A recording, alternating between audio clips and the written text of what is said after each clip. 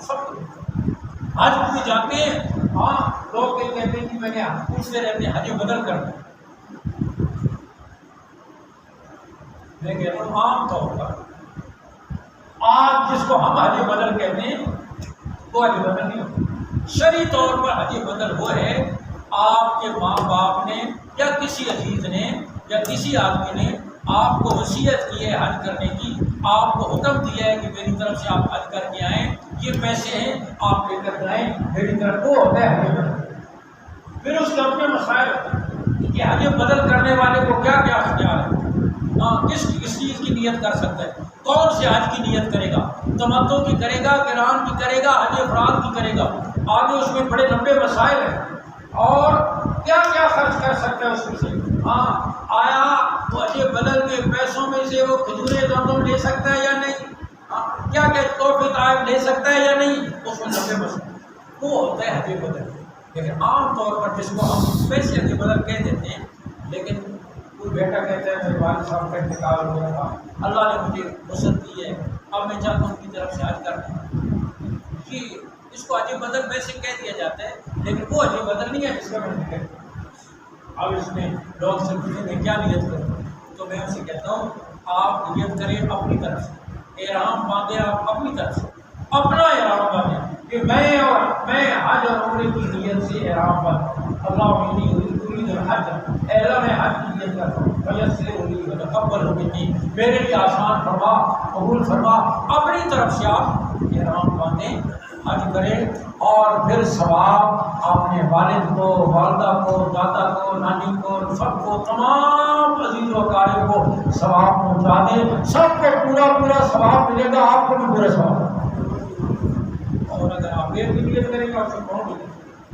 لیکن اگر کسی نے آپ کو پیسے دے کر بھیجا ہے تو پھر اسی کی نیت کریں, پھر اس کی خلاف ورزی نہیں کر سکتے. لیکن آپ ویسے ایک نفلی آج سمجھو اپنی ماں کی طرف سے, باپ کی طرف سے کرنا چاہتے ہیں تو اس میں آپ نیت اپنی نیت سے آؤ, اور جب حج مکمل ہو جائے تو ثواب کی نیت سب کے لیے کر لیں, سب کو ثواب ملے گا پورا پورا, اور آپ کو بھی پورا ملے گا.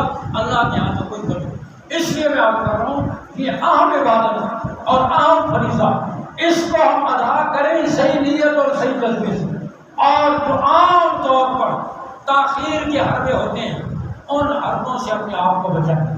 اور جی بیٹیاں بیٹھی ہوئی ہیں, ان کی شادی کرنی ہے, ہاں ابھی بڑا کام کرنا ہے, ان ساری چیزوں سے فارغ ہو جائیں گے پھر حج کریں گے. یاد رکھیں یہ تاخیر کرنا پڑا.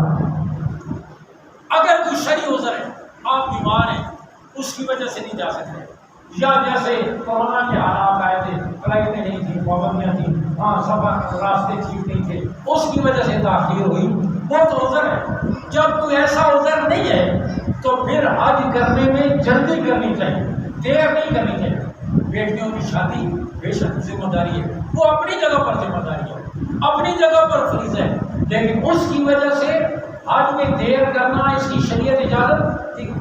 پھر انتظار کرتے رہتے ہیں سب کچھ کر آ کے پھر آخر میں اس وقت جب ہڈیوں کا کودا ختم ہو چکا ہوتا ہے, ہاں, اور ویل چیئر پر پیچھے بیٹا یا پوتا تو کھیل رہا ہوتا ہے 3 من کی لاش, ہاں, اس وقت جا کر اپنا تربیہ آتا ہے, نہ کھڑے ہو سکتے ہیں, نہ طواف کر سکتے ہیں, نہ یاد رکھیں حج جگہ نہیں کرتے اگر اللہ توفیق. ہاں, جب تک آپ کی صحت ٹھیک ہے, ہاں, اور خصوصیت سے یاد رکھیں حج ایسی عبادت ہے جس میں ہر دور میں مشقت رہی ہے, آج بھی مشقت. کسی عبادت کی نیت میں ابھی آپ نماز پڑھیں گے نیت کریں, ہاں 2 رکعت فرض جمع, نماز کی آپ نیت کرتے ہیں نیت کی پڑھ, روزے کی آپ نیت کرتے ہیں میں نے آج روزے کی نیت کی کر, لیکن آپ حج یا عمرے کی نیت کرتے ہیں. اس نیت میں کیا ہے؟ اللہم انی ارید العمرہ فیسر لی وتقبل منی, اے اللہ میں نے عمرے کی نیت, میرے لیے آسان فرما اور قبول فرما. حج کی نیت کی آسان فرما قبول فرما. آسانی کی دعا پہلے ہے, قبولیت کی دعا بعد میں. کسی عبادت میں آسانی کی دعا نہیں ہے, لیکن حج اور عمرے میں کوئی مشکل ہے تبھی تو اللہ نے آسانی مانگنے کا حکم دیا ہے کہ آسانی مانگو تاکہ تمہارے لیے آسانی ہو.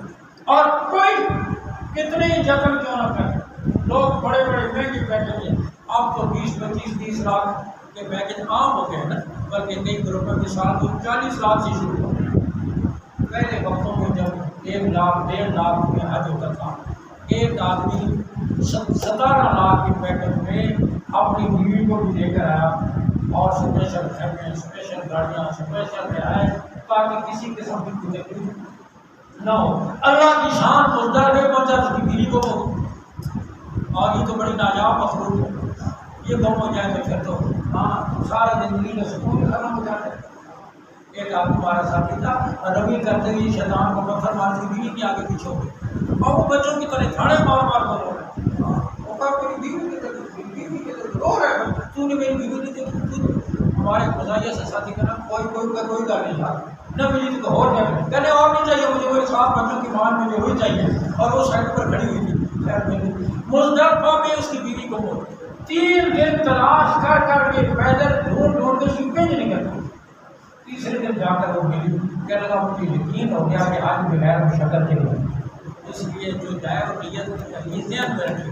پہلے وقتوں میں مشقتیں اور طرح کی ہوتی تھیں، سواریاں نہیں ہیں، لوگ اونٹوں پہ جاتے تھے، پیدل جاتے تھے، روشنیاں نہیں ہوتی تھیں، ٹھنڈے پانی نہیں ہوتے تھے، رہائشیں نہیں ہوتی تھیں، اور طرح آج کل اور طرح کی مشقتیں، راستے بھول جاتے ہیں، دھکے لگتے ہیں، ہم باتھ روموں کے اوپر رش لگا ہوا ہے، گاڑیوں میں جگہ گاڑی میں بیٹھے ہوئے ہیں، آرام سے گاڑی میں 4 6 گھنٹے ڈرائیور رکی ہوئی ہے۔ مشقت ہر دور میں، اور اس مشقت کے پیچھے یہ ہوتا ہے اللہ کہتے ہیں میرا بندہ تھوڑی سی مشقت اٹھائے اور میں اس کی مغفرت کر دوں۔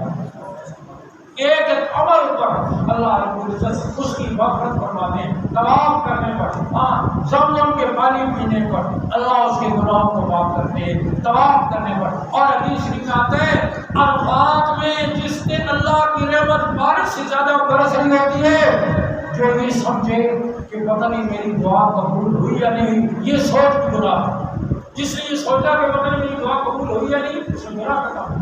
اس لیے کہ اللہ کی رحمت اتنی بارش کی طرح برس رہی ہوتی ہے تو گویا پھر یہ خیال کرنا کہ پتہ قبول، یہ بدگمانی ہے۔ اور جس نے بھی گناہ کرنا ہو تو وہاں صحیح نیت سے حلال مال سے جائیں تو قدم قدم پر اللہ ملتا ہے، اللہ کی رحمتوں کی بارش ملتی ہے، مغفرت ملتی ہے، اللہ کا قرب نصیب ہوتا ہے، جنت ملتی ہے۔ میرے رب میرے آقا صلی اللہ علیہ وسلم نے فرمایا اللہ رب العزت حج مبرور کا بدلہ رب کے ہاں جنت کے علاوہ کچھ نہیں، اللہ کے ہاں اس کا بدلہ صرف اور صرف جنت ہے۔ اللہ ہم سب کو اس کی توفیق نصیب فرمائے۔